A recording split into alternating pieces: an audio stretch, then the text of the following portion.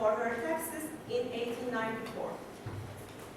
But the newer generation became dissatisfied with this arrangement, and so they paid visit to Miss Emily and tried to get her to pay the debt.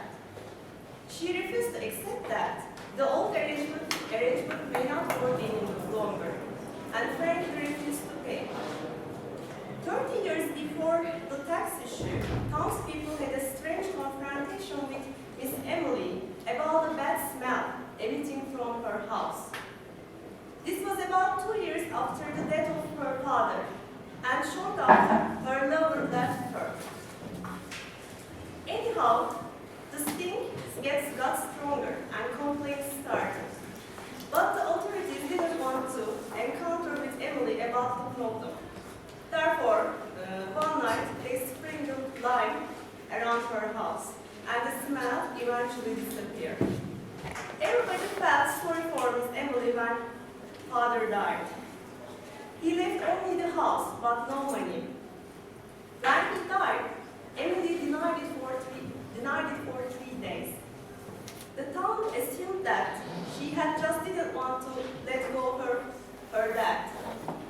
Although it can be argued that he had stolen her youth by refusing her suitors. Next, the story tracks and narrates that soon after her father died, Emily begins dating Ömer, who came to town for a sidewalk construction project. Town folks disapproved the affair and invited Emily's cousins to town to stop the relationship. One day, Emily is seen buying arsenic at the drugstore, and the people think that Ömer is mistreating her, and that she plans to kill herself. Later, she buys a bunch of men's items. They think that she and Ömer are going to get married. Ömer leaves the town, the cousins leave the town, then later Ömer returns. He is last seen when Toby is admitting him at the kitchen door. Miss Emily almost never leaves the home after that, except for a period of 7 years, when she gives China painting lessons. Her hair turns gray, she gains weight, and she eventually dies in a downstairs bedroom that hasn't seen light for many years. The story turns back to where it began, at her funeral. Toby is Emily's servant, lets in people, and then leaves by the back door forever. After the funeral, and after Emily is buried, the townspeople go upstairs to break into the door, into the room that they know has been closed for 40 years. As soon as they enter, they realize that it is the rose-colored bridal room of Miss Emily. And inside, they find the skeleton of Ömer laid in attitude of an embrace. On the pillow next to Ömer, they found an indentation of a head, and in the indentation, a long gray hair. And the story ends.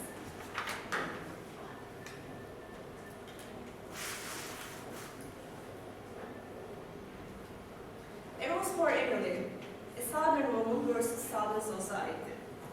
Eros for Emily, first published in 1930, is one of the most known works of William Faulkner, who is generally identified as a writer of Southern literature. The short story takes place in a fictional Southern town called Jefferson. At the end of the 19th and the beginning of the 20th century, after the Civil War, a period during which Southern states of America were socioeconomically experiencing dramatic change. The slavery-based plantation life and aristocracy were leaving their places to a neat, slave-free society and modes of production. A Rose for Emily is ostensibly about contemporary society's anxieties on undergoing transformation and its reflection on their treatments of Miss Emily. William Faulkner, with tragically impervious southern man, Miss Emily Grierson, who is not only repressed by Southern patriarchy, but also condemned by contemporary society, creates sympathy for a murderer who actually turns out to be the real victim at the end of this story. Initially, the story is told with first person plural pronoun we as the collective voice of the town people.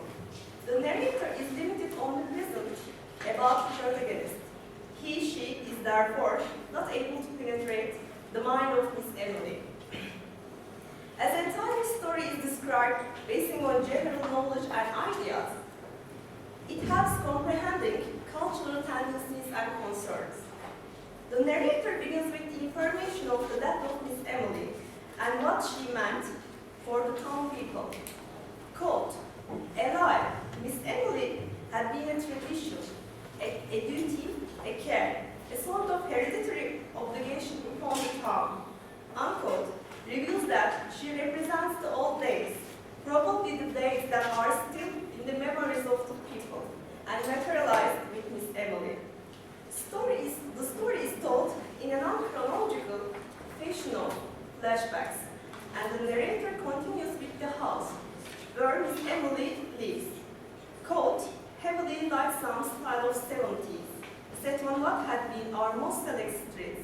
Unquote. Characteristics of the house reveal that Miss Emily comes from a southern, once a well-to-do family.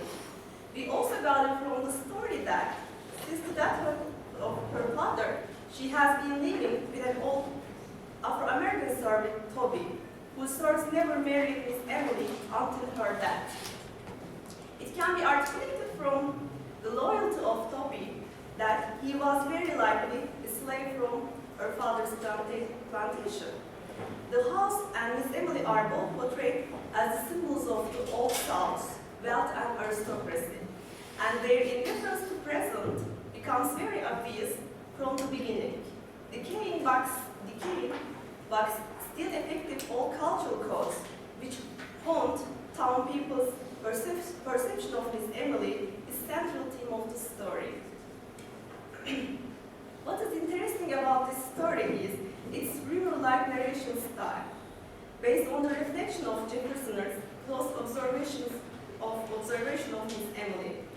The way she lives her life is considered being important and valuable information in terms of spreading among town dwellers.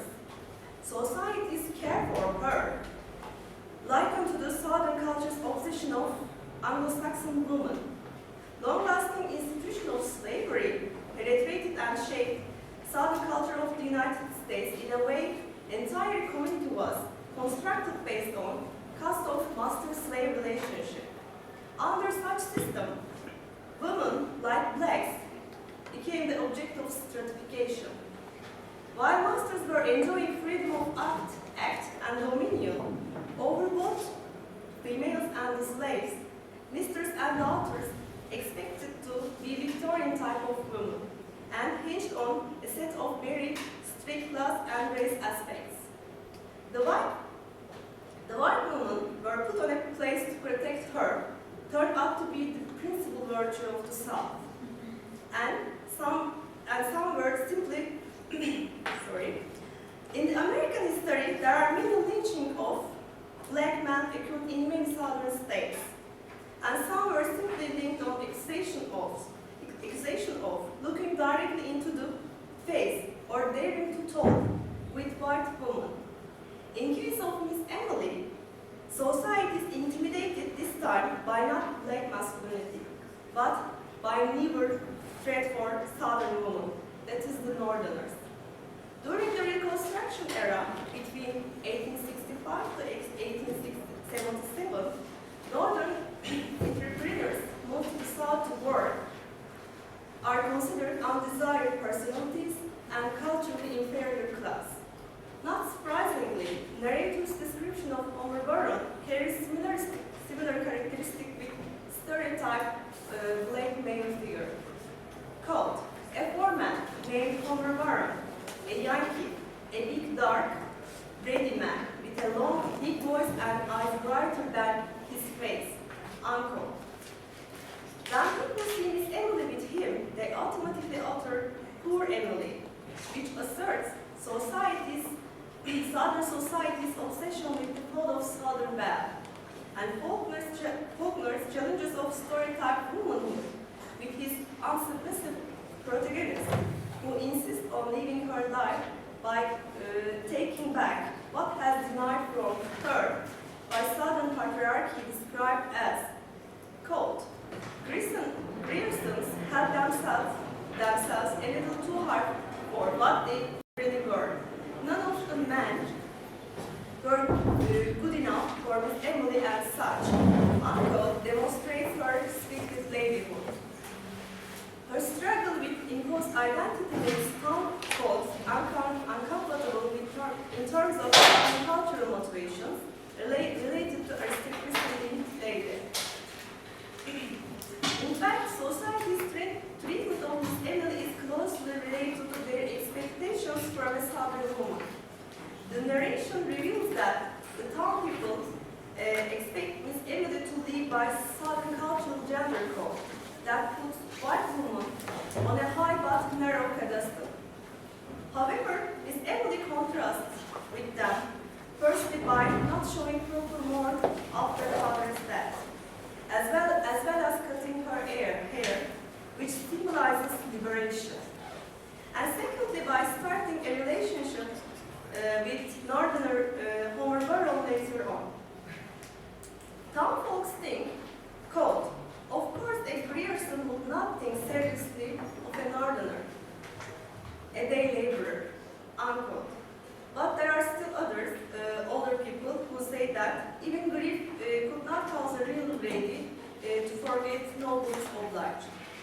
Diana Roberts argues in her book, Faulkner and the Southern Womanhood, that, quote, the idol has been broken, but its fragments still haunted the salt, and though Southern women might be no longer queens and saints, but they were not allowed to be fresh and blood humans either, unquote. In the case of Miss Emily, it can be articulated that town people expected her to remain as the idol of the South. Yet Miss Emily's disrespect of norms in an unforeseen act by a Southern lady. By opposing their expectations, Miss Emily also frees herself from the oppressive past, especially its patriarchy. The narrator's description of her with her father and Homer Baron has an interesting commonality. Both men hold horsewhip in their hands, which symbolizes oppressive patriarchy. This, I believe, leads to the fact that Miss Emily substitutes the lingering father figure with that of Yankee Homer Baron. However, she gains the control over by killing him. That is yet another thing, starkly contradicting with socially constructed traits of Southern woman. Biljana Oklovchic's argument of, quote, the Southern belle was now used to mythologize Southern myths since the virtues she should have been the embodiment of beauty, passivity, submissiveness, virginity, and asexuality proved to be the unstable and destructive property, unquote, perfectly resonates with the uncanny act of Miss Emily. Rebellious and stubborn Miss Emily causes increase in society's anxieties about gender roles in an unstable period. From the outset of the story, the town people are seen both hankering and spy for the past, and it comes to life with their judgment of Miss Emily. Unlike an individual human being, she turns to be a stereotype object, helping them to deal with their past. For example, quote, thus she passed from generation to generation, dear, inescapable, impervious, tranquil, and perverse, unquote, demonstrates her nostalgia, their nostalgia for the tradition of oaths, as well as their spite and hatred for the privilege of the past that are identical with Miss Emily's, who stands as a stubborn reminder of it, therefore judged by the town dwellers. Even after her father's death, they express Schadenfreude by saying, quote, being left alone and pauper, she had become humanized. Now she too would know the old thrill and old despair of Penny, more or less. Unquote. Financially failing Miss Emily, who gives China painting lessons in her old age, both satisfies and delights the town. As a single reminder of the old days, wealth and privilege, deterioration in her economics helped them to accept irrevocable change about the direction of his story. Even going too far, they express their desire that she kills herself, owing to Homer Warren. And it shows how people think too far while dealing with Miss Emily.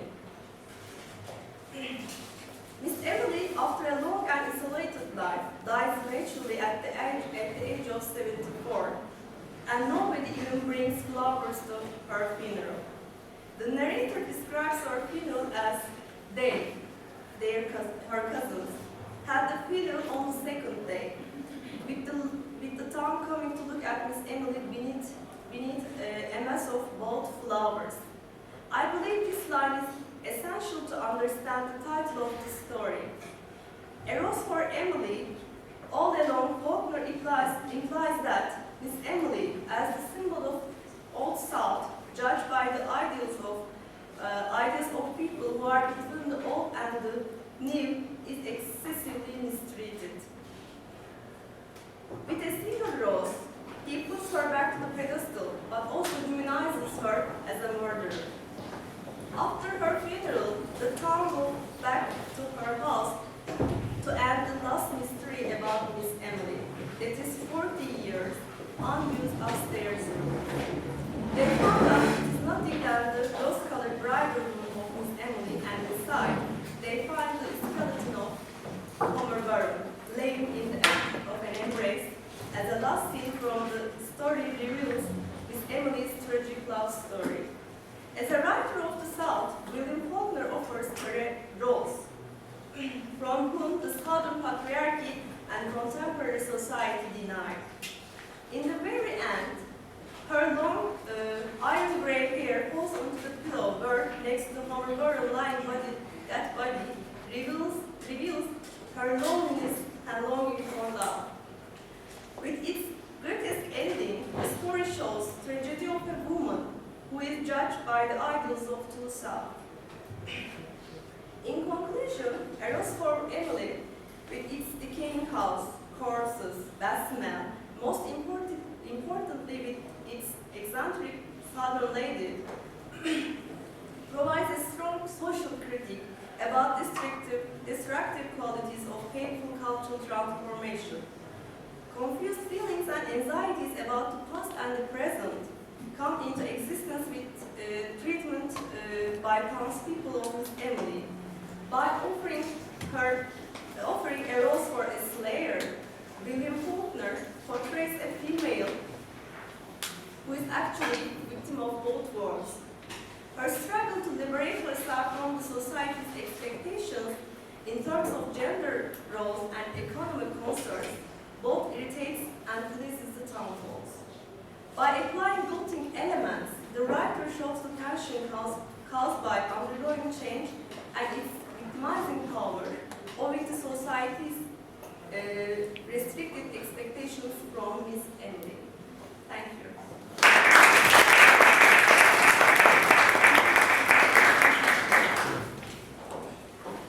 Now we will have our second speaker, Murat Arslan. Murat Arslan was born in Giresun in 1989. He graduated from Lanca Foreign Language Intensive High School in 2006. He has been studying in the Department of English Language and Literature at İstanbul University since 2007. He is a senior student. His main interests are short story, 20th century British drama, absurd drama, Victorian novel, and fairy tales. He has been writing short stories since his childhood, and he got the third prize in Minemurgan Short Story Competition in 2010. In addition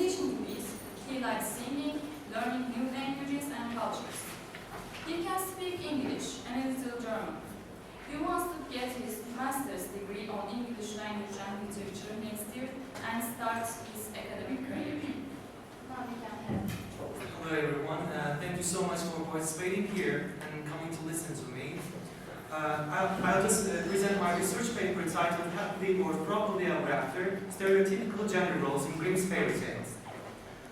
Brothers Grimm and their famous fairy tale collection titled Children's and Household Tales are known not only in Germany, but also all around the world. Fairy tales are considered to be bedtime stories, and it is believed that Grimms have always managed to amuse the children with their fairy tales, including princesses, witches, and fairies. While these fairy tales are giving moral lessons, they teach being complicit to the society and show the proper stereotypical gender roles that need to be maintained in the society during the 18th and 19th century. In fairy tales, gender rules are definitely what society imposes on the characters, how to behave, how to comply, how to maintain that order. As Cengiz claims, quote, the male hero becomes handsome and learns to be active, competitive, industrious, cunning and acquisitive, unquote. And the female hero learns to be passive, obedient, self-sacrificing, hardworking, passionate and straight-laced. These binary oppositions between two genders are not directly depicted. However, those implications are clear enough while reading them. One of the tales that show this distance and difference between gender roles is Rosebud, which is also known as Sleeping Beauty in Carol's version. The princess who is wounded by a spindle wakes up with the princess kiss. Everything is delineated very romantically. The spindle is a feeling symbol and she has to keep her chastity until the proper time comes. This rose is kept among the thorns surrounding the palace, and this palace is quite significant for gender roles. Just like Cengiz says, female hero's jurisdiction is the home or castle. Hence, we have that bold male hero and the passive damsel who is waiting for being emancipated. The same imagery is also sustained in Jorinda and Jorinda. The old fairy captivates Jorinda, the female figure, and Jorinda saves her from the maiden's castle. Here, having another female as an evil figure is quite interesting. The old fairy, just like the fairy in Rosebud, tries to suppress the female figure until the male hero goes on a journey and saves the damsel in distress. According to Max Lithig, this wandering is an impression of freedom and strengthens the male hero. Since courage and gallantry are crucial, male domination or male justice is provided in the end. This male domination is endued while the woman is represented as the woman, badgering, and is leads to a sort of othering between wife and husband. In The Fisherman and His Wife, the fisher goes to the seaside to report his wife's never-ending wishes to the fish and says, "For Alice, my wife, the plague of my life." Here, the woman is associated with plague, something disastrous. The real message underlying it, indeed the punishment of gluttonous wife, the husband figure who always does whatever his wife demands. Both of them are punished and they end up in a ditch. Hence, marriage and couple relationship must be in order. When something is not proper according to the society or religion, where the members will find themselves, is nothing but a ditch. In fairy tales, the passive woman figure's activity only in her own field, domestic works. In Frederick and Catherine, Frederick goes to work in the field and demands his wife to cook the meal.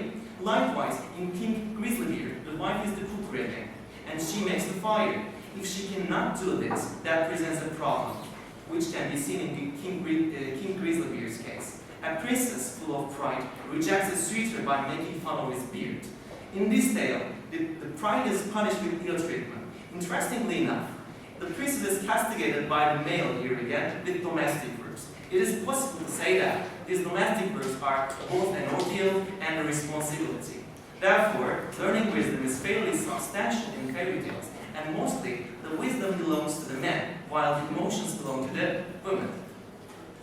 Although those splendid castle, magnificent princes, or fairies are spellbinding, it comes as no surprise that the world of fairy tales is a male-dominated realm, centralizing the men. The women have to compete to take a stand right beside the men. As Jack Sykes remarks, woman can exist as long as she complies with the patriarchal ideology. Complicity, which is something pertinent for the society during the 18th and 19th century, is devoted at the end of the tales. It is not hard to follow the tracks of these gender roles in the tale Aşem-Putal, which is also known as Cinderella. By all means, everybody has heard about the girl whose mother dies and has to live with his stepmother and stepsisters.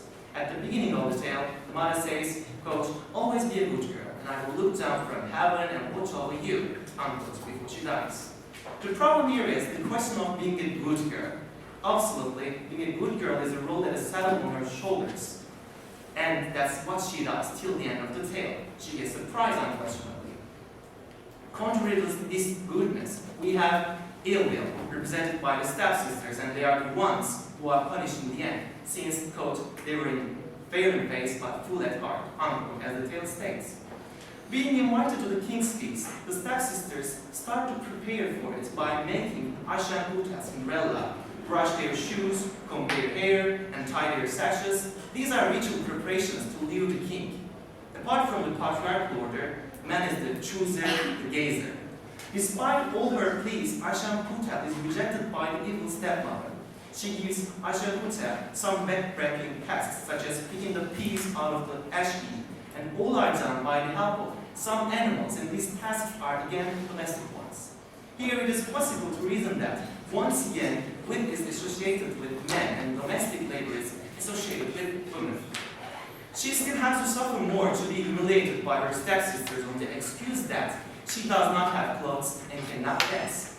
Indeed, it is emphasized these two roles of women, dancing and charm, are not enough. A woman should have that goodness as well as a man. The prince, almost mesmerized by Aşağı, searches for her lady taking the golden slipper that is left.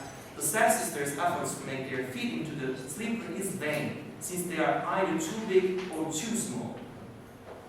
The moment they realize it, the stepmother gives her a knife and asks her to cut her toe, saying, quote, when you are a king, queen, you will not care about those. You will not want to go on foot, unquote.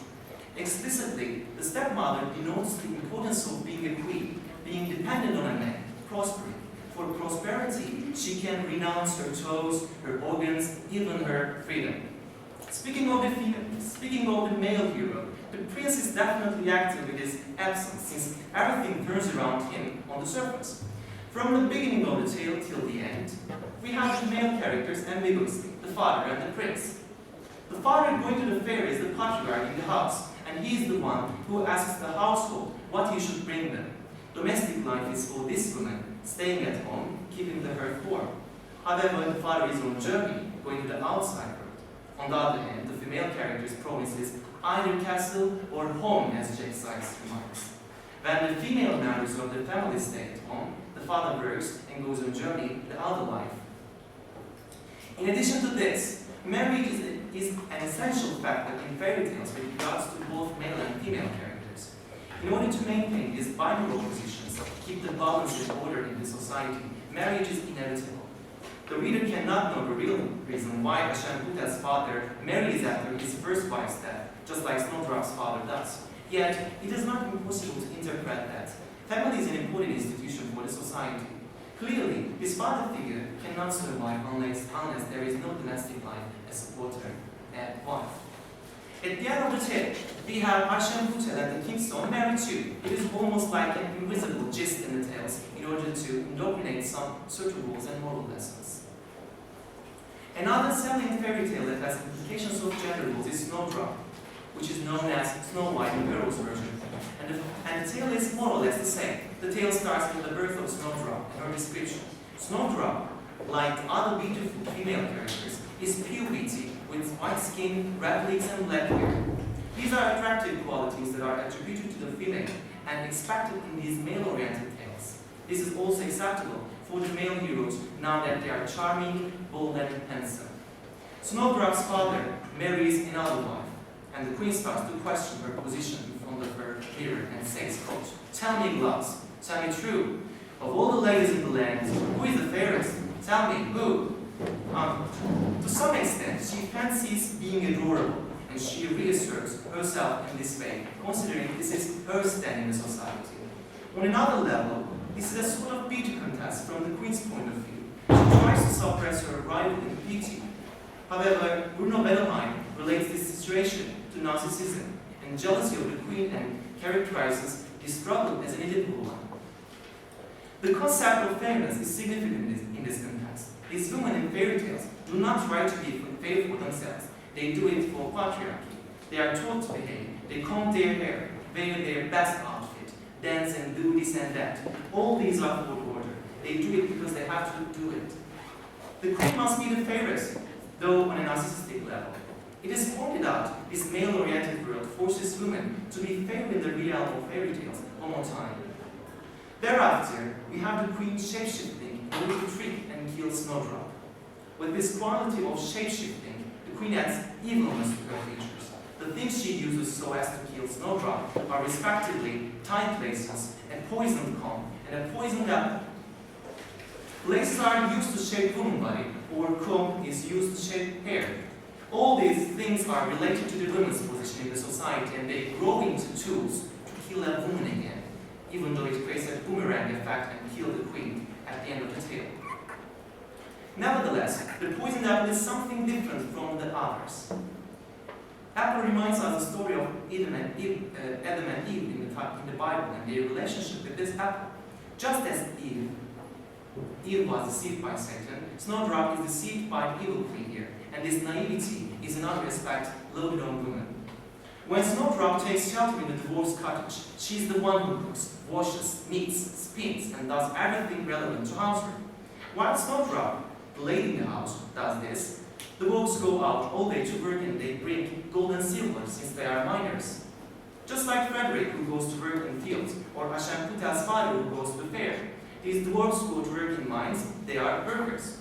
Snow White is kept in the house, though it is of her own accord, and she does what a woman does. She complies as the dwarfs comply with their rules. After the divorce, male members save Snowdrop from the evil queen's first two temptations. It is the prince who saves her, just as the prince who saves Rosebud from her sleep. Another male character saves Snowdrop. Thus, there is that savior image of the male again. With respect to the end of the tale, it is not a surprise to see the prince and Snowdrop married. The happy ending is formed on the marriage of the couple again, and they are tied to the social institution. The evil queen is choked with passion and dies, which shows this boomerang effect of malignancy. Snowdrop is exposed to evil and suffers. However, everything recovers in the end. Having carried out their roles properly, the women and the men who comply with society are rewarded with a happy ending. Most fairy tales end with a happy ending, which generally uses the imagery of marriage. J.R. Tolkien uses the term consolation of the happy ending, which refers to this. He believes that all fairy tales should have happy endings and defines them as a sudden and miraculous grace. In the first place, this term consolation is quite comprehensible, since heroes in the tales suffer and they are rewarded in the end. Yet, his necessity to have these happy endings is significant as well. It is like an award, a prize for their good behavior. The hero is given an award, just like a bunch of flowers that is given to the players after the play. In Grimm's fairy tales, there are many aspects related to the real life in an unreal world. However, the theme of gender roles is a clear one with subliminal messages. Fairy tales generally end with the phrase, happily ever after. On the other hand, this happiness stems from those accepted behaviors, roles, and actions. After everything the main characters experience, they live properly ever after. That happiness is what society wants, what characters see as happiness. The masculinity, activeness of men, and the femininity, passivity of women are asserted and maintained. Consequently, that property brings along its happiness in the end, representing those gender roles in a fantastic world. Thank you.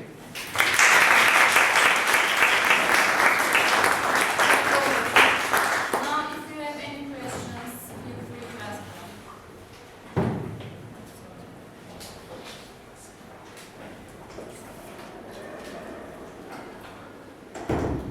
Any questions?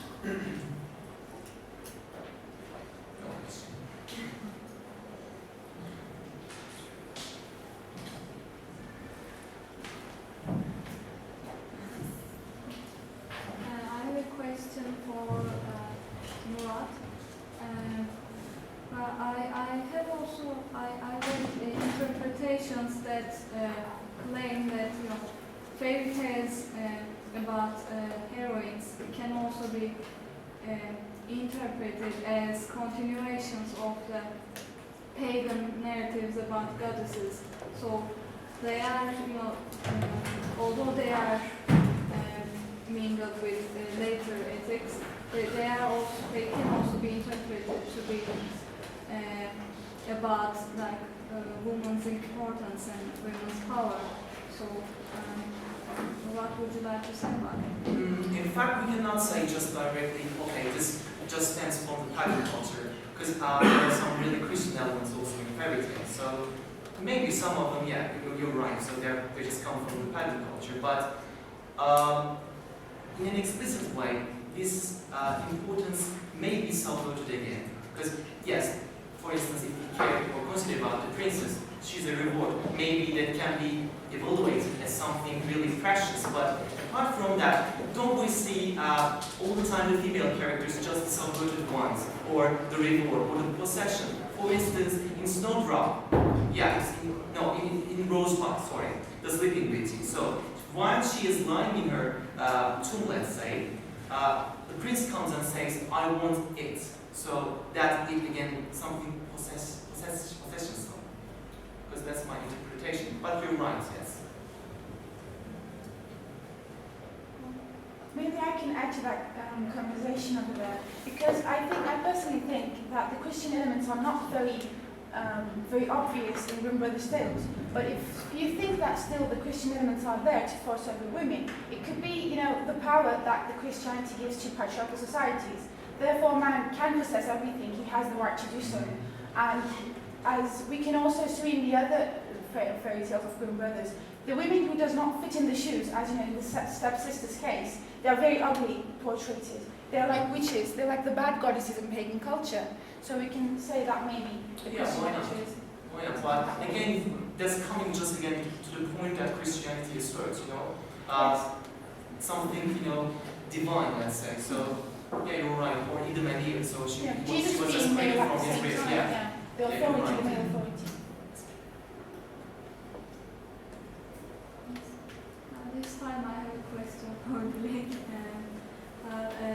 In Rose for Emily, although the society and social values limit Emily's life quite a bit, still they let her get away with murder. Like they don't actually interfere with her private life. So, what do you say about that? Actually, when I was writing, I thought about it, why they didn't go after what happened on the world. Did he return back or where he is? And actually, the story can be analyzed from other perspective too, but because Overworld also represents bisexual man, because he's seen with men also. But that would be very long argument, because both gender roles and sexual preferences will be, argued in this. But I would like to focus only what caused Emily to live such kind of life. And yes, they didn't go after it because they believed maybe he deserved that because of his sexual orientation. And the story also can be studied from that perspective, and it can be another, way of analyzing this story. I believe it's very rich story. There can be many different analyses about it. I don't know if you finished. Sorry, you finished, right? Yeah. Okay. I have a question about fairy tales.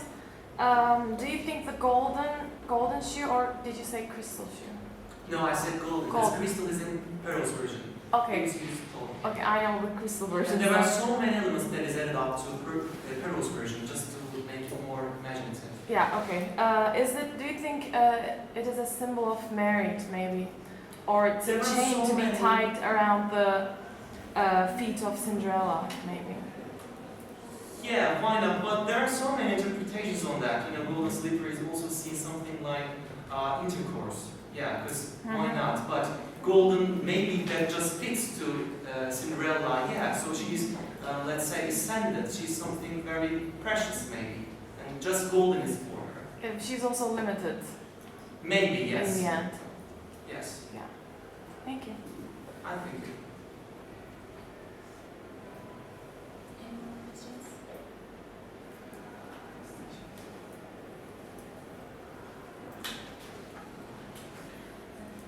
Maybe I can say this shoe issue. Can we say that shoe actually represents woman's traditional role in society, that only proper woman fits in, but the others who doesn't do any housework or stuff? Yes, I was going to emphasize on that point, but I just didn't want to extend it longer. So yes, there are some elements that we can just consider in that way. But yes, sure, only the proper woman can get that, and only the proper woman could be the prince. And in the end of that fairy tale, the birds come and sing, "No, that's not the correct, that's not the proper bride. Just switch it." So that's the thing that is pointed out in the tale. Also, very good. Any questions?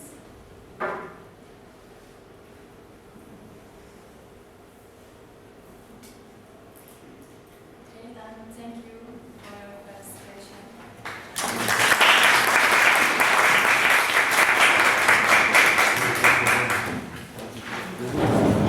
Welcome to second undergraduate conference on Anglo-American literature, gender and sexuality. Our first presenter is Ömer Cengiz. He was born in Gaziantep in 1990. He attended primary, secondary and high school in Gaziantep. After graduating from high school in 27, he started to study at Hacettepe University, Department of American Culture and Literature. He has been living in Ankara for 4 years and he is now in the 3rd year. He has recently started internship at Necdet Primary School. Currently he is attending the English language teaching certificate program at Hacettepe University. His second foreign language is German at elementary level. His interests are gender studies and American short stories. He has attended linguistic courses. He wants to pay his way as an English teacher after graduation. Now he will present his paper. Good afternoon, ladies and gentlemen. Firstly, I want to start my presentation by Bilkent University for this nice organization. The voice of the voiceless other, representation of the oppressed woman in a doll's house and their awakening. The 19th century was a period when true independence or equality for women was impossible when men held exclusive legal authority over property and children. Until the 20th century, women were seen as second-class citizens and their freedom was quite limited. This limitation was greater when they were married, when they were on court, as compared with their single status, that is found law. Married women did not have the legal rights that they have today, such as voting, holding certain jobs, filing lawsuits on their own behalf, and retaining custody of their children after divorce, which was once the priority of men. Women were seen as the angels of the house and members of the cult of domesticity, which was regulated by men. Also, the 19th century was the period of grievances and rebellions by oppressed women and feminist responses through fiction such as A Doll's House and The Awakening.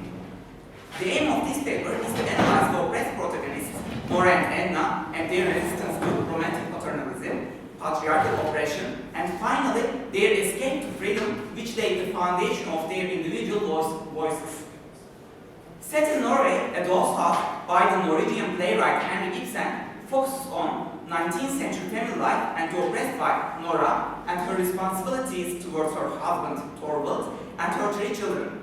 The subject matter of the play is the oppressive marriage of a middle-class wife and mother, and her awakening, which is followed by her feminist response to patriarchal ideology. Nora borrowed money from Krogstad without male permission to pay her vacation to the south, which she hopes will cure her husband's ill health. She secretly transcribes documents to earn the money to repay the loan. Her awakening comes with Torvald's harsh reaction to her efforts, which results in her decision to escape from her gilded cage.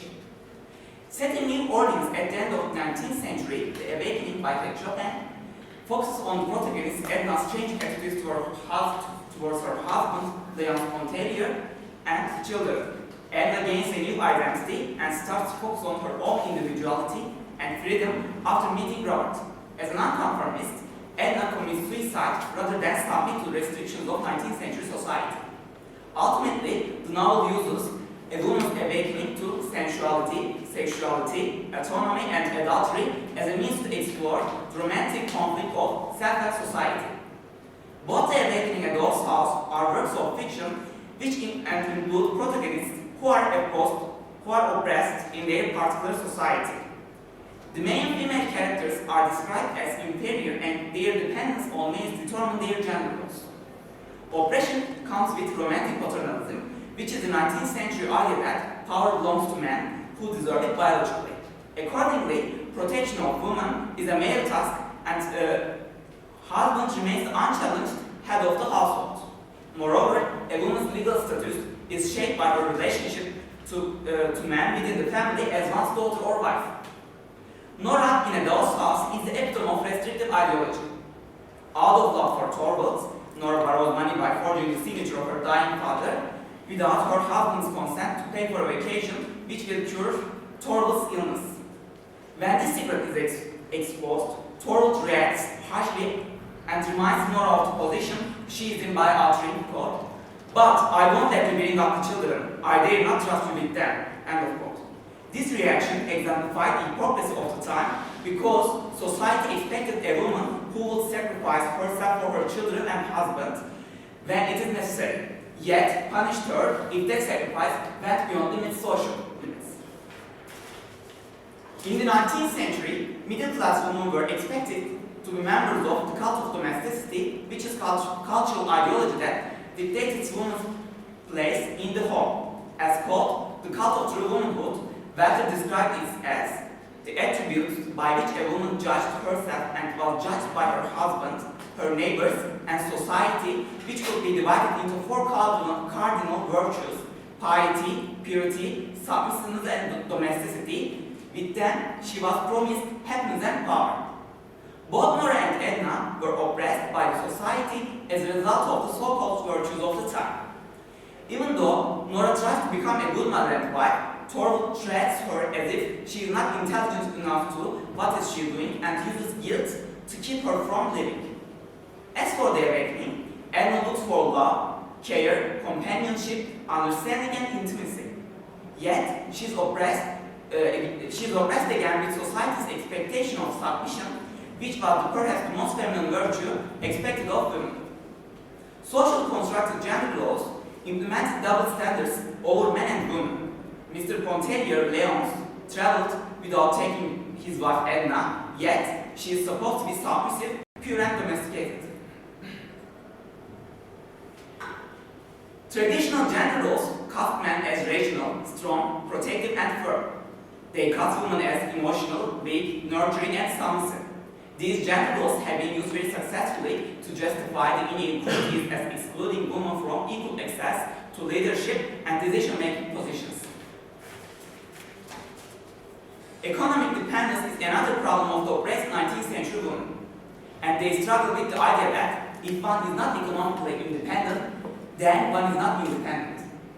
Both Edna and Nora are the housewives who receive money their husbands to survive. The economic dependence makes these characters victims of romantic paternalism, with Nora seems to beg for money from Torvald, as in the example of Christmas spending.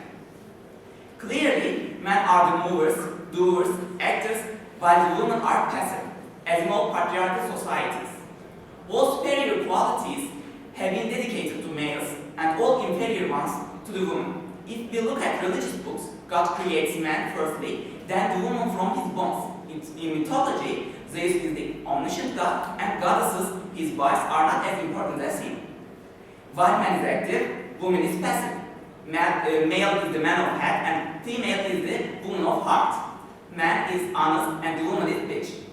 Patriarchy is sexist because it promotes the belief that women are innately inferior to men. However, this inferior position of women in patriarchal society is constructed through illness such as hysteria. Hysteria, which derives from the Greek word hystera, that means womb, and refers to psychological disorders deemed peculiar to women and characterized by over-emotional, extremely irrational behavior is particularly insulting to women.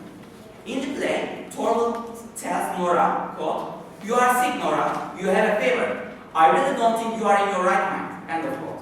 As regards to the awakening, the doctor, who does not know anything about soul but physical things, is a patriarchal figure. Calls Edna a hysteric by telling Leonce, quote, "Let your wife alone for a while. Don't bother her. Don't let her bother you. Woman, my dear friend, is a very peculiar and delicate organism." Moreover, the patriarchy continually enforces power over women.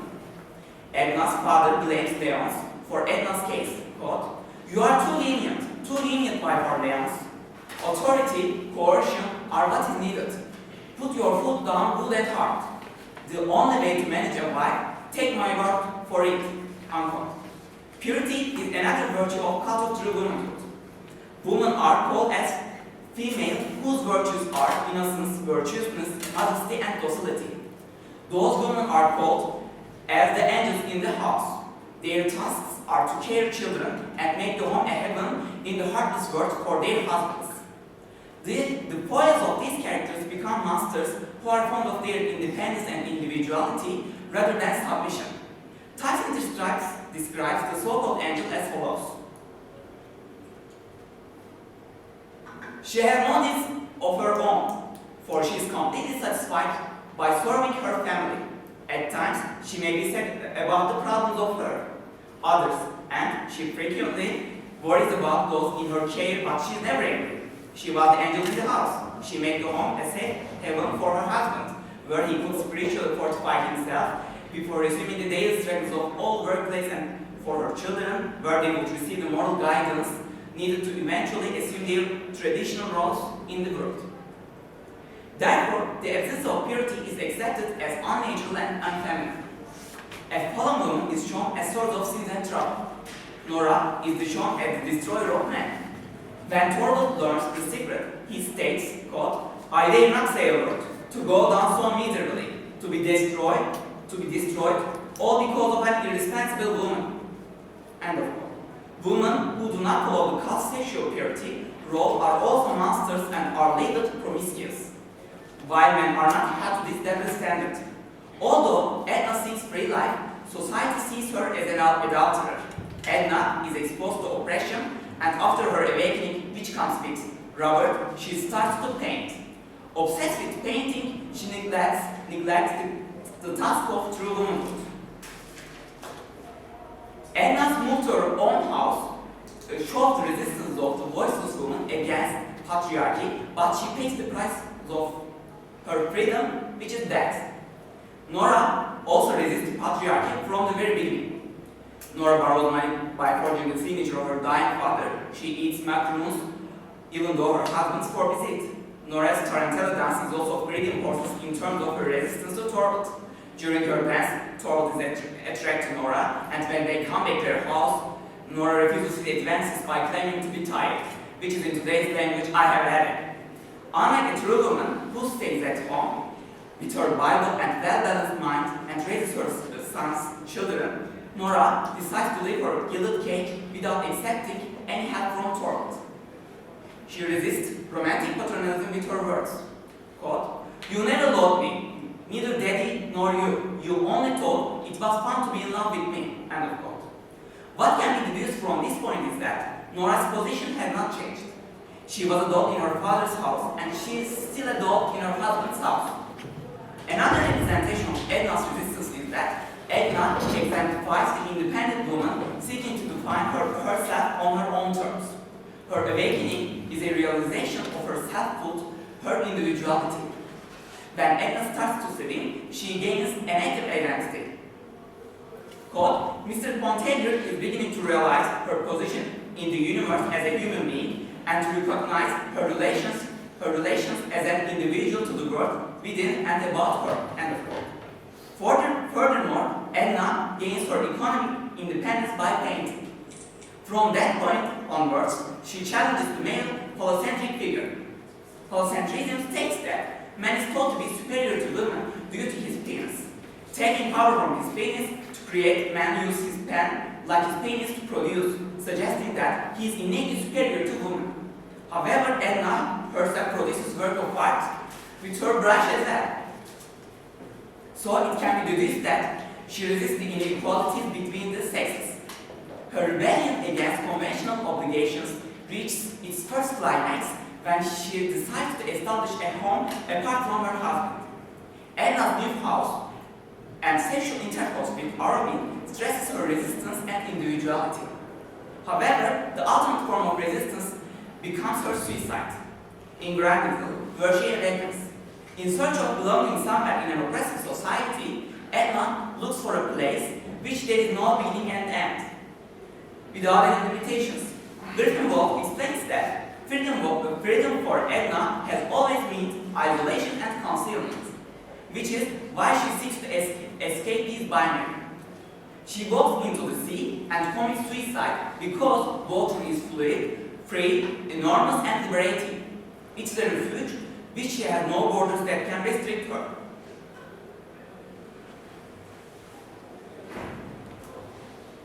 Her suicides become her feminist response to patriarchy because it is the ultimate form of example of nonconformity. Edna and Nora make their voices heard in a repressive 19th century society and represent the voice of the voiceless other. In every domain where patriarchy reigns, woman is the other because she is marginalized by her difference from male norms and values. These protagonists, awaken from their death sleep, which comes from being a femme court, become free by reaching independence as a result of their rejection of the 19th century doctrines, either by suicide in Edna's case or by leaving her family and establishing a new life in Nora's case. Thank you for your patience.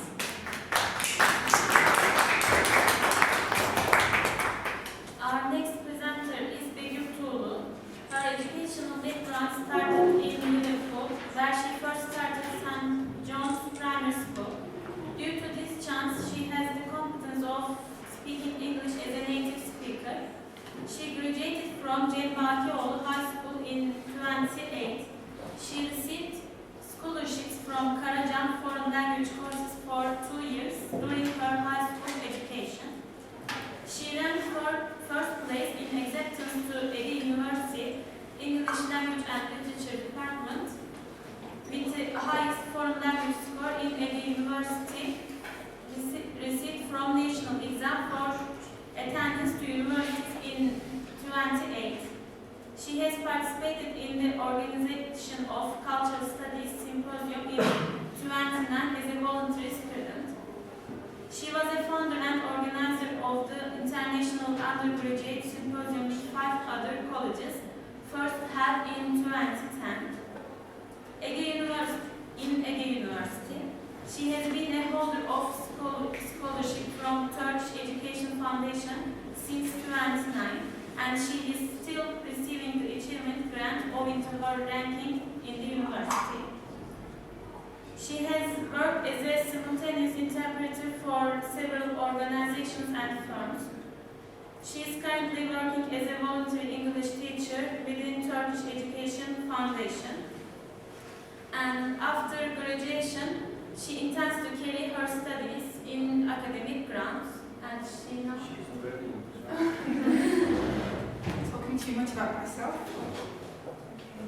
If it's okay for you too, I'd like to do my presentation here because I've used the computer and PowerPoint. Is it working?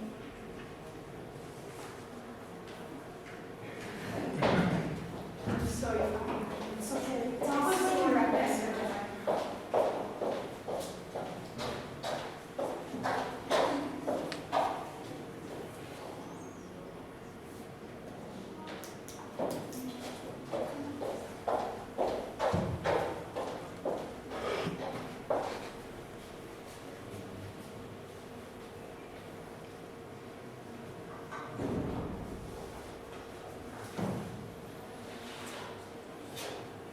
Thank you all for coming and listening to me today. My subject is the Anglo-American portraits, presentations of Dismembered women in literature. And women's facts today are bound to the fiction of the past. And since the beginning of the 20th century, women authors have been trying to change the fiction in the very ancient times in order to free the women from their handcuffs and give their voices back. which were silent for so long. And in their celebrated work, No Man's Land, Susan Gilbert and Sandy Gilbert say, I quote from them that, the plot of sexual battles is of course as old as literature itself. And they have detected that from the very beginning of the ancient times, even though implicitly or explicitly oppressed, women have the power to fight back their set upon destiny. The plot of sexual battle may be very old, but women have this power to fight back. While the accepted history begins from the male side, Susan Gilbert and Gilbert's history begins with the feminine point and with the legendary Lilith herself. And I quote from the book that legendary Lilith, who resists Adam's and God's wish to control both her body and her language. They basically give the high road of the first feminist to Lilith and say that she was the first woman ever to resist against authoritarian figure who is God, the very ultimate power himself. And they are pointing out that the image of women never really changed since Lilith, with all the wide variations of examples from myths, fairy tales to epics, which have inspired a male-dominated society to carry on with a similar point used in poems, plays, and novels, which aided the forces who needed the women to be kept under control, without the ability to talk back, to resist, or run away to their own conquest in life.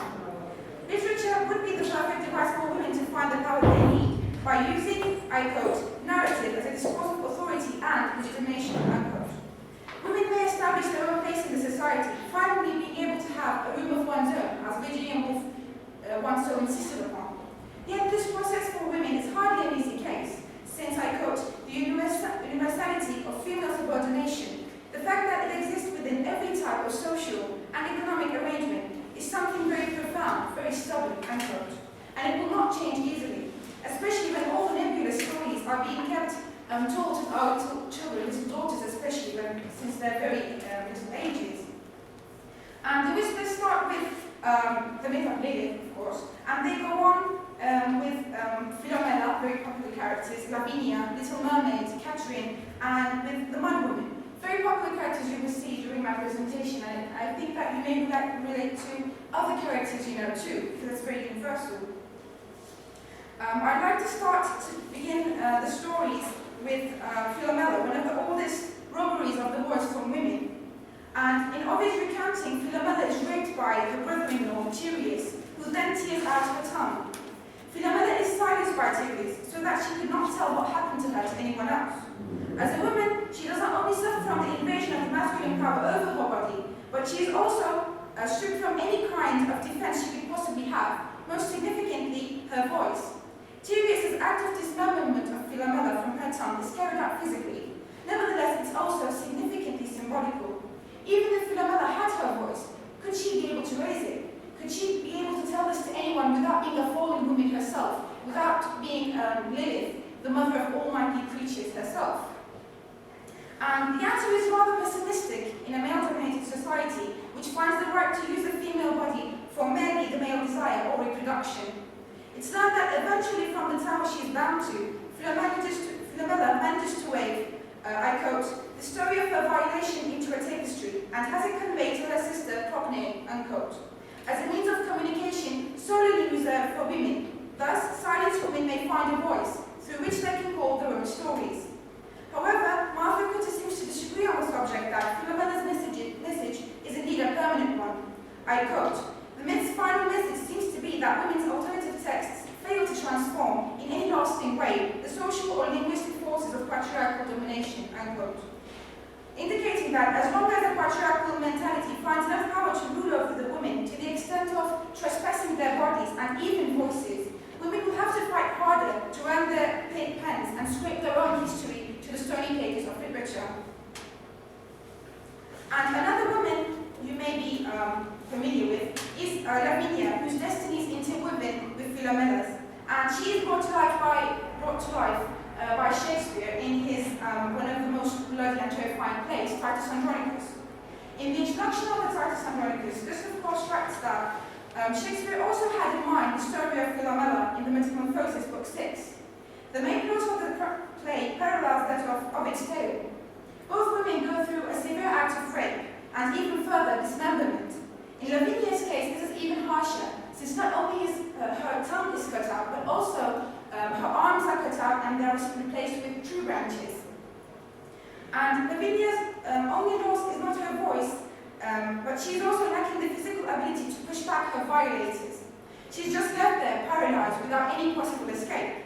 Demetrius, one of her violators, as if challenging her in a mocking, humiliating voice, directly addresses her. So now go tell, and if thy tongue can speak, who 'twas that cut thy tongue and ravished thee? And his rather mischievous brother, Chiron, continues where he leaves. Write down thy mind, be brave, thy mind is so, and if thy stumps will let thee play the scribe, they are really mocking, and you can see how terrifying these dialogues are towards the women.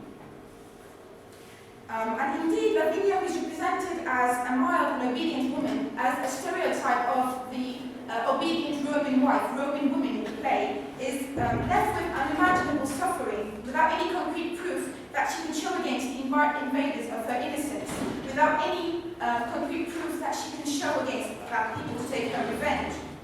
I got from that Lavinia seems at first to have lost the capacity for self-representation, the ability to point the finger at her rapists, or to verbally express herself and her grief. What's more is that she's lost even this ability to wash herself or commit suicide in shame, unquote. As a woman, she goes through the most dreadful tortures, yet she cannot even cry it out from the depths of her lung. All her anger is buried in her own mutilation, which tells us more than words can, actually. And in Molly Ezo Smith's words in her essay, Spectacles of Torment in Titus Andronicus, I quote that, in her inarticulate vocality, Lavinia visibly illustrates a connection between language and violence. And another important character that we can interweave her story with the other ladies too is Little Mermaid, which most of you may be familiar with, and which was also transformed by Walt Disney to delight children and incidentally to persuade a generation of American females. This story was a very popular one and had a profound effect on that generation.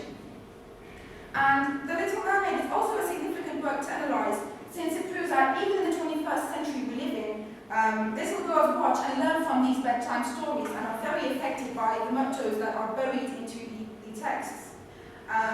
In this story particularly, the Little Mermaid sacrifices everything she has in order to gain the immortal love of a man and become his wife, no matter what the cost is. And when the sea witch offers her deal to the Little Mermaid to give her legs, I quote from the text that, "You have the sweetest voice of any who dwell here in the depths of the sea, but this voice you must give me, the best thing you possess will I will have for the price of my dot." Unquote. But the poor mermaid replies, "If you take away my voice, what's left for me?" What she's truly left is with a pair of legs which feels like treading upon sharp knives as she walks. She can't even walk comfortably in those legs, but she's still willing to give her own voice. And she says that she's actually turning into the fantasy image of a wife for the patriarchal society, a beautiful woman who cannot walk, who cannot go anywhere else, but most importantly, could never ever talk back. And she thinks to herself, "I've given away my voice forever to be with him," the Little Mermaid thinks with her inner voice, for it takes the whole compilation of a woman to be a good and silent wife. According to Zipes, I quote, "Voices and tortured, deprived physically and psychologically, the mermaid serves a prince who never appreciates her worth," unquote. The poor girl sacrifices everything she has, even without being noticed, as if reminding the voice of Euryaltes Circe crying out, "All my effort, tell me one of that appreciated, or taken for granted," unquote. And there is one more lady we can mention in the Silence Ladies of Literature, this time brought to life by the renowned Bertolt Brecht in his play Mother Courage and Her Children, Catherine. Catherine stands as not only a less subjugated woman, but also she proves to be the individual body, representing the condition of a whole nation, silently suffering under the patriarchal domination of power battles in a war. Brecht gives the words to Mother Courage's lips to tell what happened to Catherine. Her dumbness comes from the war, she says. A soldier stuck something in her mouth when she was little, she utters, indicating that the soldier violated her as a child, if not psychologically with his gun, which symbolically may refer to the image of the phallus, but sexually with this act of rape. As a result of this violation, Catherine uses her voice, even though the soldier does not cut her tongue out, like in Philomela or Lavinia's case, but still Catherine uses her voice because of that soldier, which ties her story to the other women. Mother Courage could never get out of her what happened, and no one will be able to do so, for the girl's voice has already been sacrificed within the horrifying act of rape carried out by the soldier. The terrifying childhood nightmare of an invasion of a woman's body is intermingled with the invasion of land, vigorously declaring the male dominancy in the act of invasion, turning it into an act of rape over the powerless and silencing the ones who may try to speak up and defend themselves by pointing out the ones to blame for all the crimes. And there is another story I would like to mention today, The Girl Without Hands, by Grimm Brothers, which is another significant work to trace the dismemberment of women, which enables men to lock the handcuffs of us women, to the point that even though the handcuffs are unlocked, women still behave the way men want them to. In this part of the story, the girl without hands is not always like this, but her father makes a pact with the devil, and in order to pay her father's debts, she willingly sacrifices her own hands. And I quote from the text, "Dear Father, do with me what you will, I am your child." So she is herself admitting that her father has every kind of right over her body and soul. He can do whatever he likes just because it's his daughter.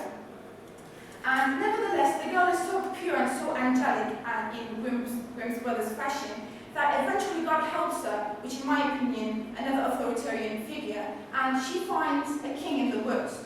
And this king constructs her silver hands, but in the way he wants it.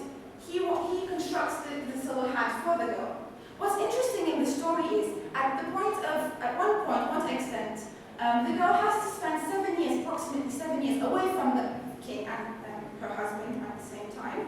And during this time, her hands magically grow back. So in my opinion, if there isn't any authoritarian figure, any oppressing figure over her, she continues to regain her wholeness of her body, not only in her act of speech, because she can talk back now, but also the unity of her body, because her hands grow back again. Not the way the king likes, but the way she truly is in her natural presence. And I quote from John Kennard that the Grimm Brothers story does not surprise us with its happy ending.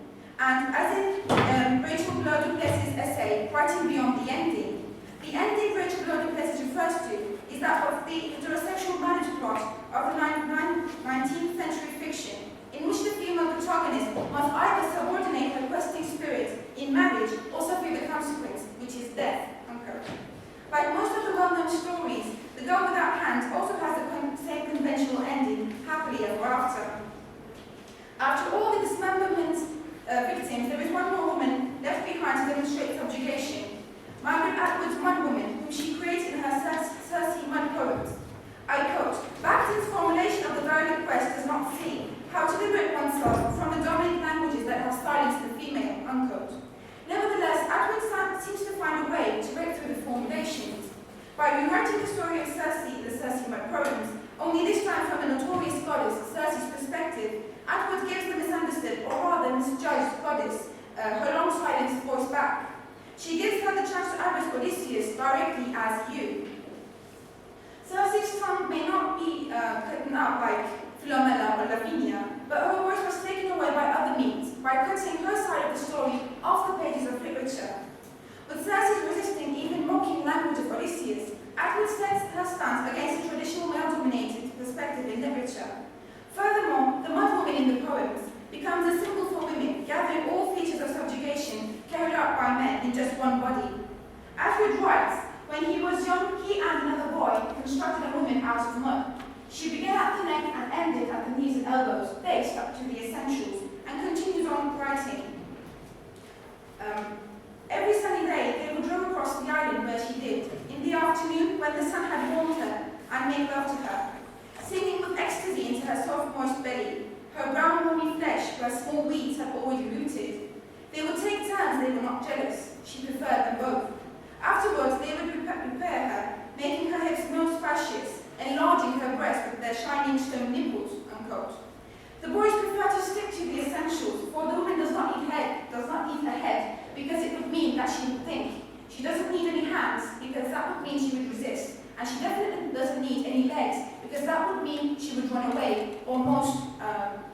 not, depressingly, she could go away on her own quest, on her own adventure.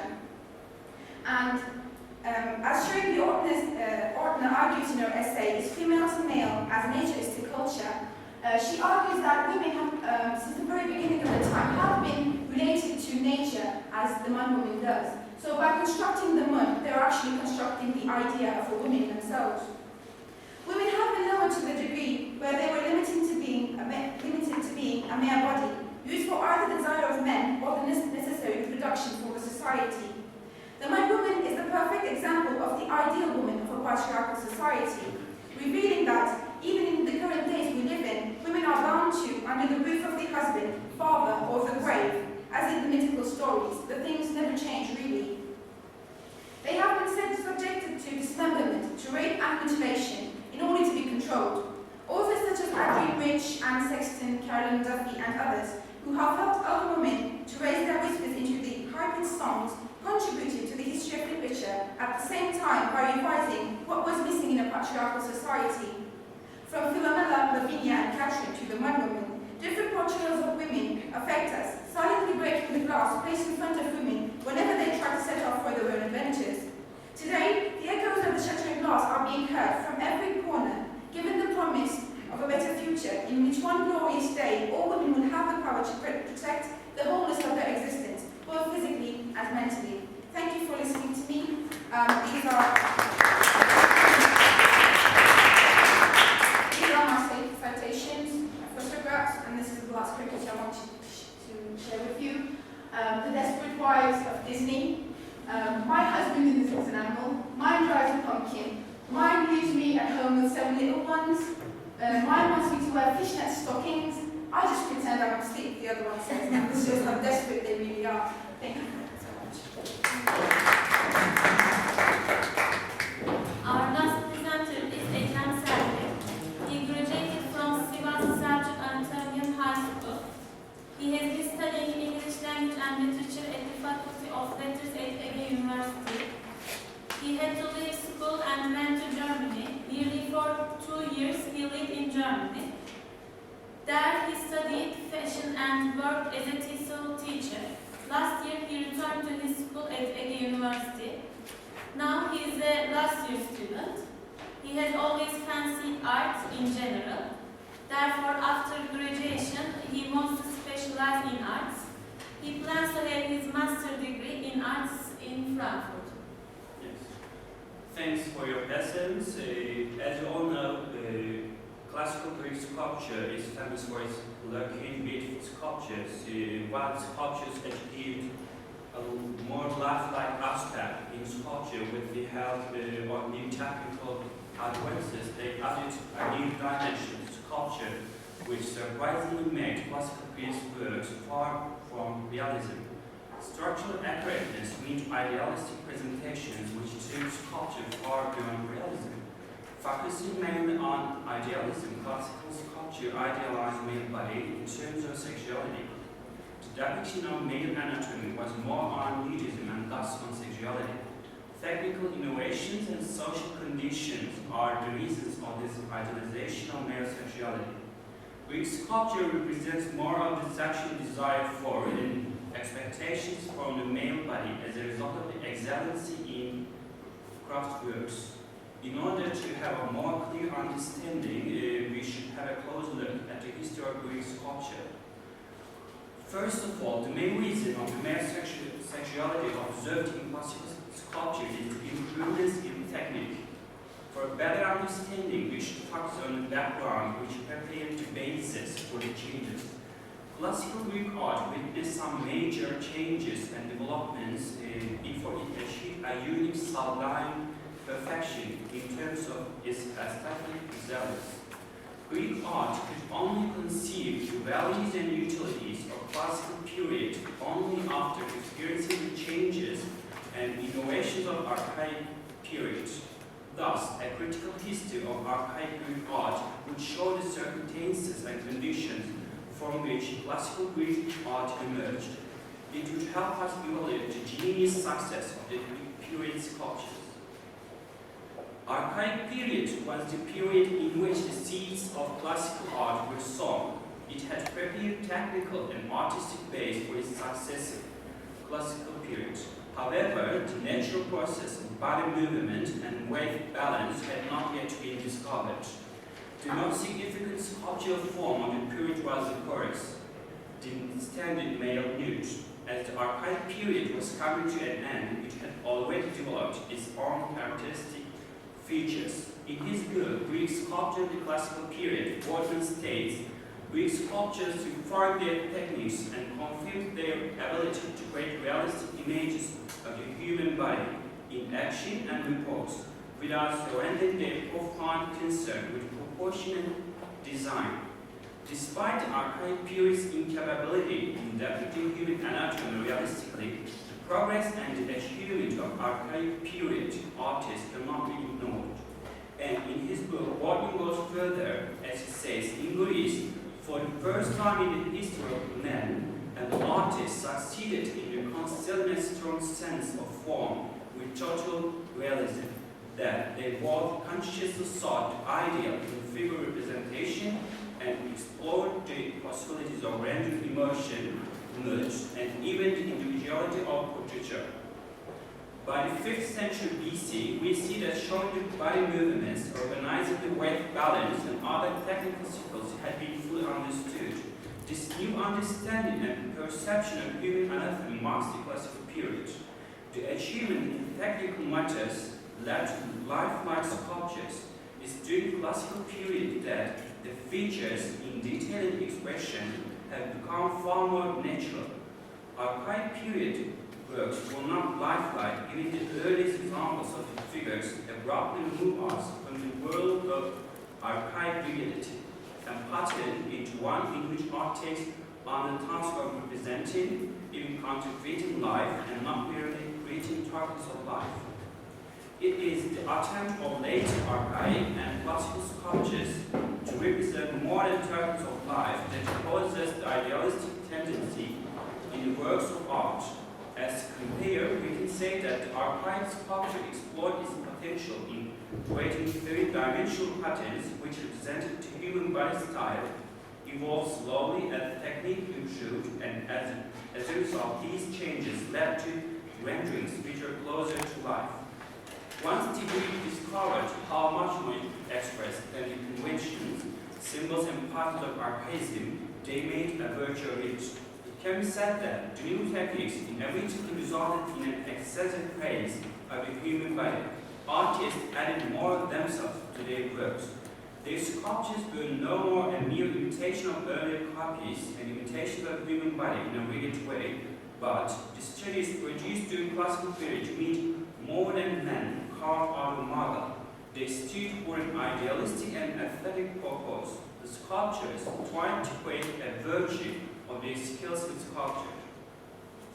Down to around 500 in Greek art, especially the rendering male body, there was literal artificiality. The figures conveyed no more than the sum of their parts, adequately accurately delineated, adequately accurately juxtaposed. Soon when this theorem of realism in Greek sculpture would be improved further, the artists were starting to observe their subjects consciously, not merely reproducing what they had been taught of the conventions for representing a man. This stage also led to a closer observation of structure and with it a growing understanding of how a body moves, how its weight is carried, how a shape in pose can affect the placing of limbs, torso and head. Achieving some certain aesthetic standards with new lifelike technique, sculptors could not keep their realistic features for so long, as the newly acquired techniques enabled them to carve more natural and lifelike studios. On the other hand, the high aesthetic concerns and the easily attained golden proportions led the artists to create heavenly torsos. Archaic period may have lacked the realism in terms of technique, but once grasped adequate skills, classical period also lacked realism. The young and perfect male bodies of classical period were never closer to life than that of archaic stage. Portman's statement about this aspect is significant. The classical figure seems to remove itself from us through a bit to express a human, divine ideal or mood. And in his book, History of Art, Begüm also mentions of two different directions in classical sculpture. According to him, one école was concerned with the observing and analysis of human anatomy and achieving a strict realism. On the other hand, the second direction, followed by sculptures, empowered him to seek a divine human body and establishing sublime criteria with an aesthetic idealism. Another reason for male sculpture's idealization can be found in the social background of the era.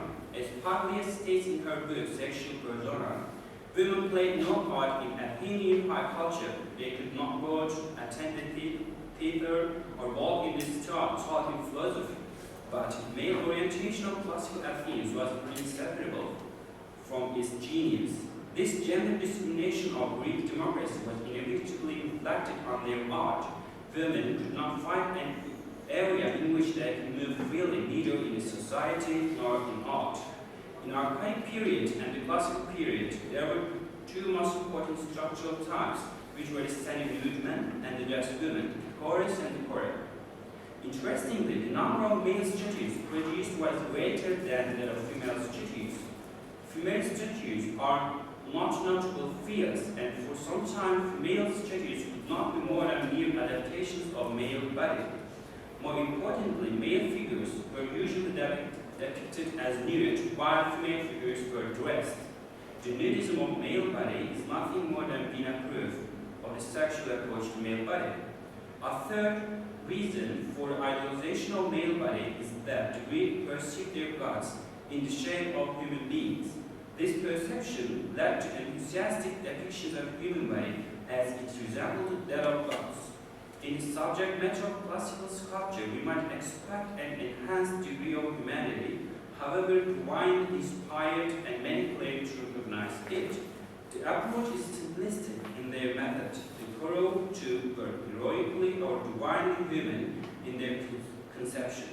For example, Politicus, an artist of the era, came to write a book about his art later in the century. It was not an anatomical textbook, but an essay about ideal proportions to observe in making images of human body. There are tendencies which have an obsessive realism in art, and for instance, lifelike rather than idealized portraiture. And the artists were working on an art which mirrors life, that expresses an ideal in human images, that acknowledges the dominance of pattern and proportion. We have made it clear that male body was praised aesthetically. Classical period developed a certain standard of male beauty. A closer analysis and generalization will lead us to specific characteristics of male statues. Having stated the value of the male statues, it's also possible to make some generalizations about male figures corresponding to claim that they were for sexual expectations. One of the most common features of these sculptures were that they were mostly young, depicting and praising the youth. The models were chosen mostly from young and fit athlete or public figures. Whether young or not, the body has to shape up and fit. Even the statues of old warriors or gods were fit as if they were on a shelf of eloquently built muscles. Sculpture, who perfected their techniques, began to idealize male body. Sculpture displays a simplicity with the loving details devoted to hair, hands, and feature. For example, hair can be seen in too many forms. Even the crown of the head celebrates the youth. When we look at a piece of work from classical period, we come across with the arrogant self-confidence of a young leader, or we are likely to come across with the nature of the strength and solidity. The Discobolas boy, on his tiptoe muscles and stand firm. That self-confidence sends through the statues causes infinite adoration to male body. It requires a greater perception to appreciate the idealizing styles of classical art. One major reason of idealization is that the Greeks fashioned their gods in the likeness of men. Another key feature of the sculptures is the small and disdainful mounds. Lastly, having the young athletes and warriors sculptures was in fact a means of heroizing the beautiful male body. The total nudity and realistic acceptance are inspiring states important in the book. As to conclude, the classical sculpture differs from its preceding period in its accurate composition of human anatomy, And as stated earlier, this accuracy enabled the artists to create more natural and lifelike sculptures, and technical advantages to accurate methods led to an idealistic approach to doing art. Sculptors who mainly worked on male anatomy began to substitute aesthetic forms. Idealization and aesthetic concerns brought about male statues never resembling to their correspondings in real life. That was the end of my. And so for my excitement, let's stop. And nothing. Do we have any questions? Actually, And if you would like to see, I have slides to show the Greek sculptures. Would you like to see the perfect bodies, torsos?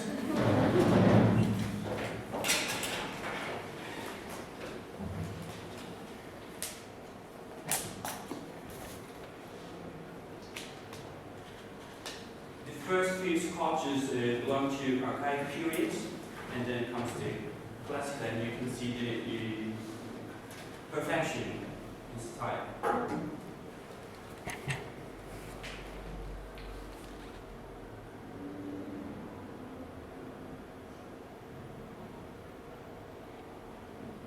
The calf period belongs to archaic periods, and you see that the statues just stand to show it visually. On behalf of these, just two legs balanced, but the classic period sculptures just put that to other leg. These are all archaic examples, and this is late archaic, you can say, or early. And this is a male torso, just as I have mentioned, it is showing off his muscles. This is a detail of Apollo, which is made dating back to 130 before Christmas. This is just full of the Apollo. Belvedere Apollo, it's famous name. True. And this head of a youth just shows the fashionable hairstyle. They are all just standards. Another torso. This just you see here the valance, the great valance. They also needed a tree or something to hold back on their lips. This is the spear here. As I mentioned, all young. This is just another copy of the original Greek. Another view. We can all say that they are perfect and heavenly, and this is also just early classical example, Zeus. And as I had also just mentioned, even if he's old, he's fit. Another view. The end of Depiction. Thank you.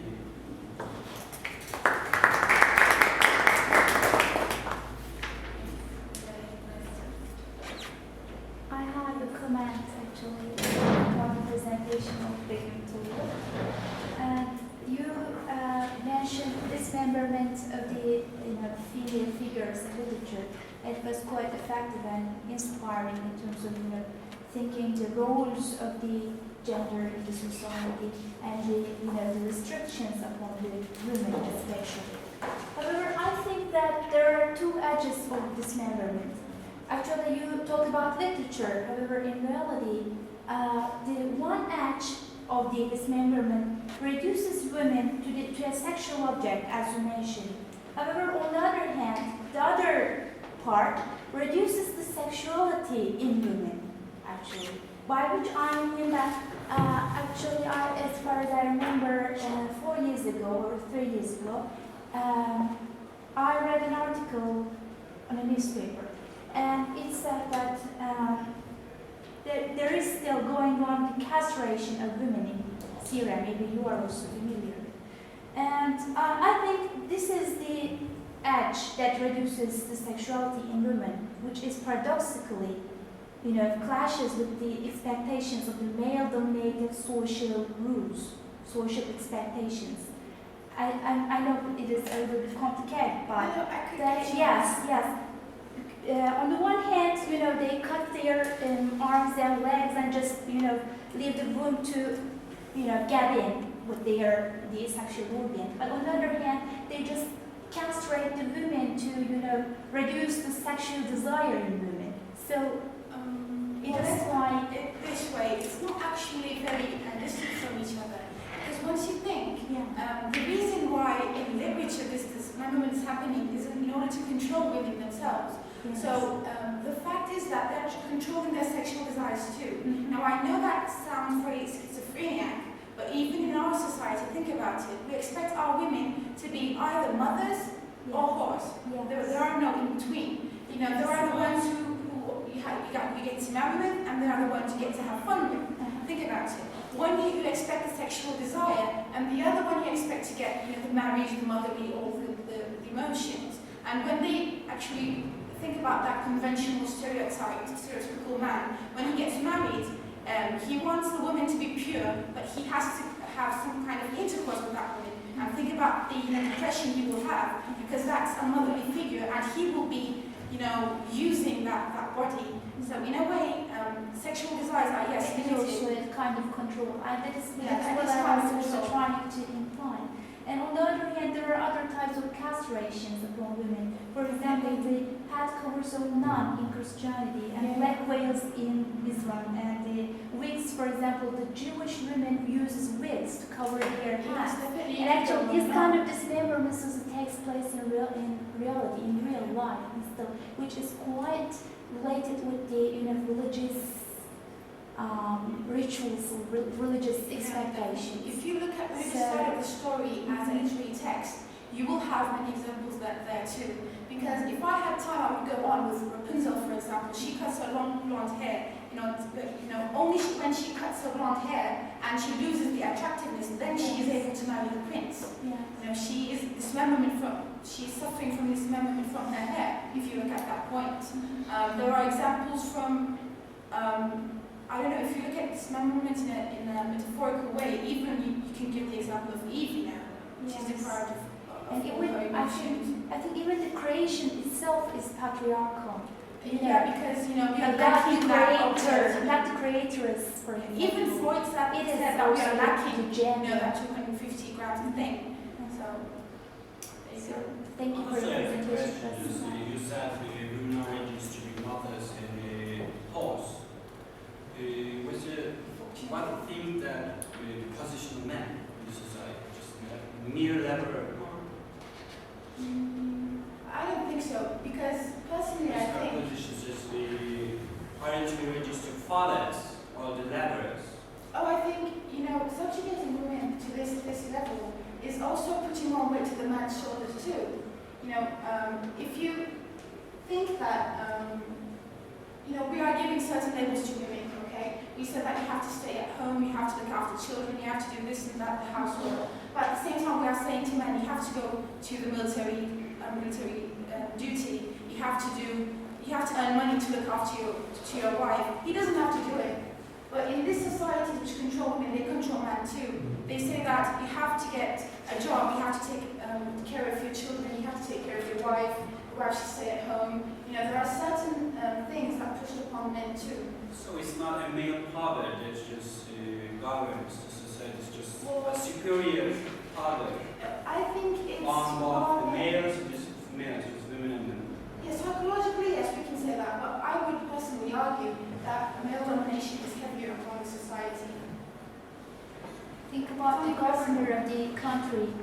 Sorry? Think about the governor of the country. Have we ever had a female governor in the country represent? So you should be one of these less. You should one for a woman. Or is it easy for a woman to be a governor in a country? Let me ask. Why not? Why not? It is not. He's not living in our country. It is not. You have to remember that. I know Yes, we are. Make far from your culture. He's living in a European country. But my opinion is when a woman just climbs up the top, she's not female. Register on her sexual features.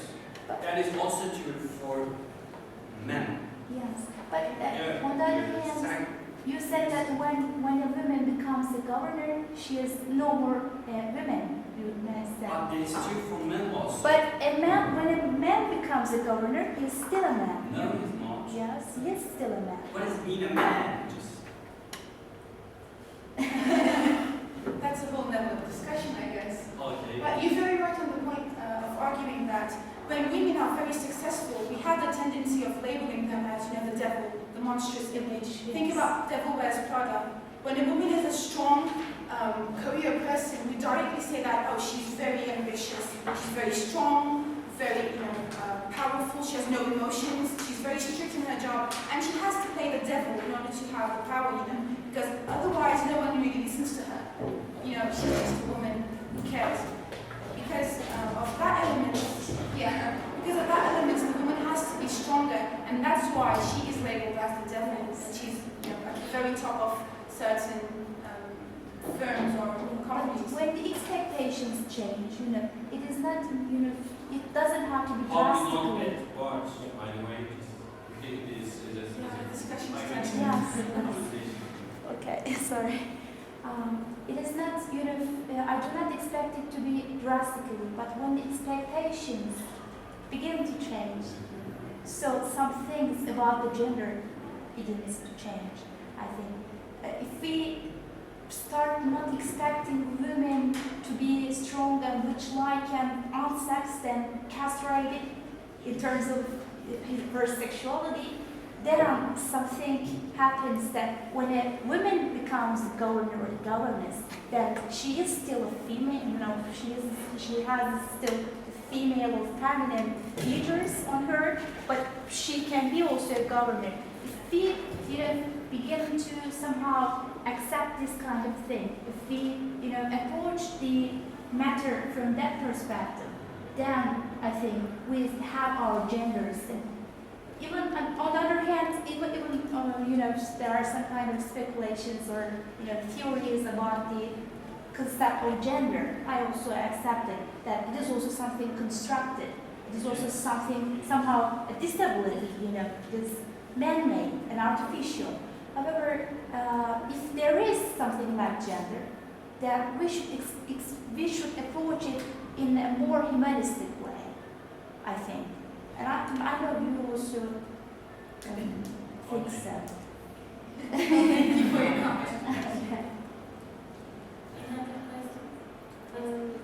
Actually, not a question, but I remember my first year course, American Introduction to American Studies, and what you, Ekrem, talk about Greek idol masculinity, also very great impact on American popular culture. Have you had any chance to, study about Bodybuilding, just not bodybuilding, actually Superman, Batman, no.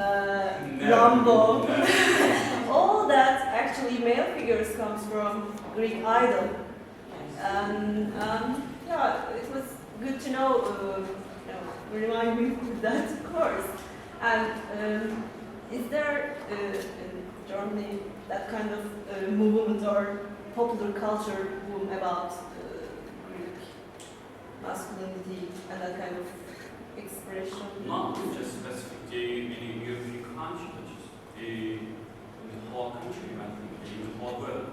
And so, But we just America, United States, feed most of men these are enemies of dead bodies. So it's also bad for us in terms of gender. We have to like them. For example, a woman has to wear makeup. So we have to build our muscles up.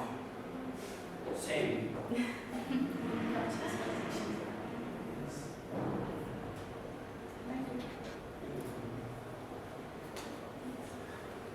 We still have time, I suppose. Well, congratulations. I thoroughly enjoyed your papers. Thanks for that. But 2 points. I'd like to change the subject a little bit. 2 points I'd like to raise. First, with Ömer's paper. Now, just a question and comments mingled, perhaps. you talked about Nora and one attempt in her life, perhaps out of love, she forged her father's signature and gathered money for Torvald's help. So, and then you gave another example which we laughed at. This reminded us of a stereotypical excuse, I have headache. So, do you think that there really is love in that marriage? I wonder.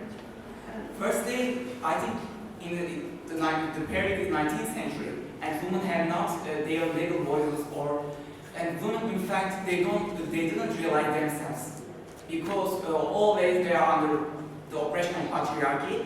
While they were single, as they found soul, the head was their father, and when they were married, the head was the husband, and their life didn't change. They always saw that there's a male figure, he's oppressive, he's strong, he is protective, and the women think that themselves they are happy. For example, as I said in their awakenings, firstly Nora, yes, you are right, as all parties of 19th century women which should be protective and should sacrifice herself for husband and children, she forgery, she filed lawsuits without her husband's consent, and she does, and after her realization, she starts to awaken because she lost her husband.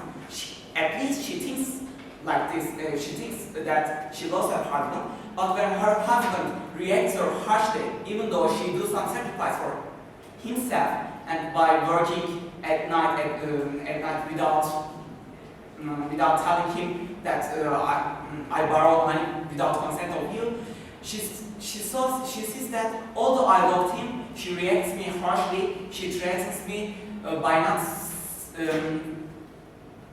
by not giving me my children custody, and she thinks that although I love him, she doesn't love me because she thinks that the thing which Torvald see as important point is what other people say, because the society thinks that women does not have rights to file lawsuits without their husband's consent, and when people hear this situation, he will be ashamed.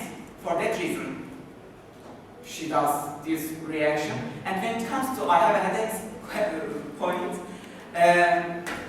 in that manner, in fact, as I said, although those are oppressed women, especially Anna and Nora from the very beginning are restrictive women.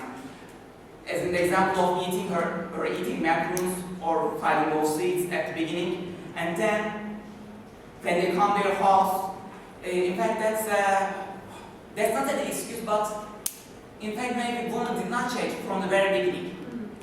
They can do, for example, in fact from the very beginning I think women had the power on their hands, because however they are oppressed, somehow they have power in their hands. Although males see them as sex objects, because from that point Torvald sees her like sex objects, but she has the power to resist her. I have had it.